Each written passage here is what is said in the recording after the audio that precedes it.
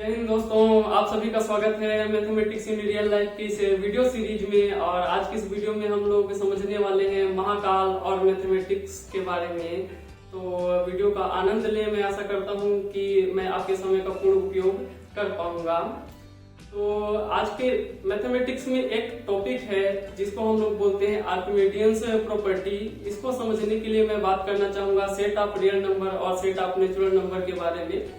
जो set of real number है उसमें मेंबर होते हैं वो है 0, 1, 2, 3, 4 से पॉजिटिव इन्फिनिट तक और -1, -2, -3 से लेके नेगेटिव इन्फिनिट तक। और इसके बीच के भी संख्याएं शामिल होती हैं जिन्हें हम रेशनल इरेशनल संख्याएं बोलते हैं। इसके अलावा जो नेचुरल नंबर होता है उसमें 1, 2, 3, 4, 5 एंड सो ऑन इस टाइप के मेंबर जो है वो शामिल होते हैं। हमारे पास है आर्किमिडियंस प्रॉपर्टी। आर्किमिडियंस प्रॉपर्टी क्या बोलता है, सेट ऑफ रियल नंबर में अगर कोई भी दो रियल नंबर लें जिसमें से एक की संख्या दूसरे संख्या से बड़ा है तो नेचुरल नंबर का हमको एक सदस्य ऐसा अवश्य मिलेगा जिसको छोटे वाले संख्या से अगर हम मल्टीप्लाई कर दें तो वो बड़े वाले संख्या से बड़ा हो जाएगा। उदाहरणों से इसको समझना चाहेंगे।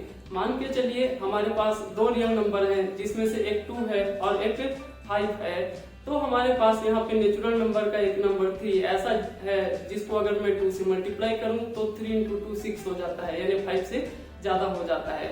अब अगर इसको हम लोग बृहद परिकल्पना करना चाहें, ज्यादा सोचना चाहें, तो चूंकि हम जानते हैं सेट ऑफ रियल नंबर में इन्फिनिट मेंबर होते हैं, लेकिन अभी तक इन्फिनिट यानी अनंत पर कोई भी नहीं पहुंचा है। अगर अनंत पर कोई भी नहीं पहुंचा है तो इतना तो पता है कि अनंत से जस्ट पहले कोई ना कोई एक नंबर अवश्य होगा। उस नंबर को हम सबसे बड़ा नंबर मान सकते हैं और उस सबसे बड़े नंबर के पीछे भी थोड़ा सा कोई छोटा नंबर कोई होगा। तो इस आर्किमिडियंस प्रॉपर्टी के हिसाब से उस छोटे से नंबर को में अगर कोई नेचुरल नंबर से हम मल्टीप्लाई करें तो वो उस बड़े नंबर से भी आगे निकल जाएगा, यानी वो अनंत से भी आगे निकल जाएगा। यानी इस प्रॉपर्टी से हम इतना बृहद परिकल्पना कर सकते हैं जिसमें अनंत से बड़े संख्या का हमको एक उपस्थिति महसूस हो रहा है। अब चूंकि वेदों में हमने अध्ययन किया है कि जो अनंत रूप है वो महादेव श्री शंकर जी का रूप माना जाता है, महाकाल का रूप माना जाता है।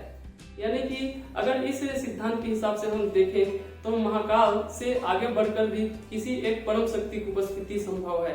वो परम शक्ति ऐसी शक्ति है जो शायद शिव जी के ऊर्जा के स्रोत है और उस ऊर्जा के स्रोत से पूरा संसार का निर्वहन हो रहा है। तो इस टाइप से हम आर्किमिडियन प्रॉपर्टी को कनेक्ट कर सकते हैं बृहद रूप में। और इसके अलावा और एक परिकल्पना संभव है जहाँ पर हम ये मान सकते हैं कि दुनिया की जितनी भी शक्तियां हैं उनका संचालन करने के लिए भी कोई एक अवश्य शक्ति उपलब्ध होगी जो इन सबका संचालन कर रही है।